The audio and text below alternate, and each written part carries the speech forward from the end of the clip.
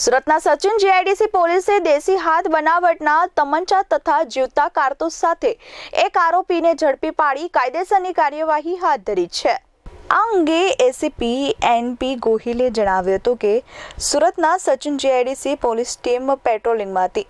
તે દરમિયાન બાતમી મળી હતી કે એક દેશી હાથ બનાવટના તમંચા સાથે એક ઇસમ મહાલક્ષ્મીનગર પાસે હતો, જેથી પોલીસે બાતમીના આધારે આરોપી શશિકાંતસિંહ ઉર્ફે સોનુ જયસિંહ કુર્મીને ઝડપી પાડ્યો હતો।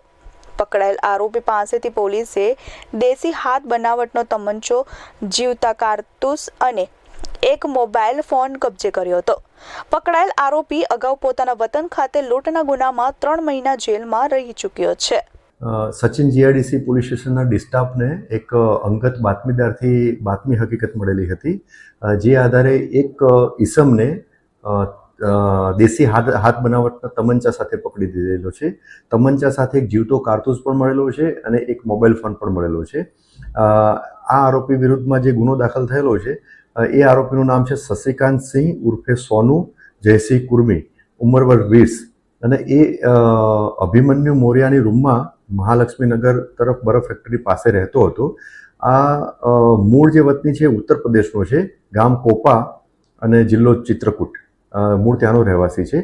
છેલ્લા 15 થી 20 દિવસથી અહીં આવેલો હતો અને એ ફક્ત શોખ માટે એને આ તમંચો રાખેલું એવું પ્રાથમિક પૂછપરછમાં જણાઈ આવેલ છે।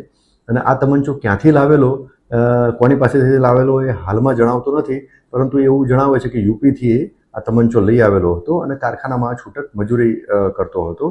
પ્રાથમિક પૂછપરછમાં વેરીફાઈ કરતા એવું પણ જાણવા મળેલ છે કે અગાઉ આ જે તે લગભગ 1 વર્ષ પહેલાં એના વતનમાં લૂંટનો ગુનો દાખલ થયેલો હતો, એટલે ક્રિમિનલ એન્ટિસિડન્ટ પણ આ આરોપી વિરુદ્ધમાં છે। હાલમાં ગુનાના કામે પોલીસ કસ્ટડી રિમાન્ડ મેળવવામાં આવેલા છે અને 1 દિવસના રિમાન્ડ મેળવેલ છે।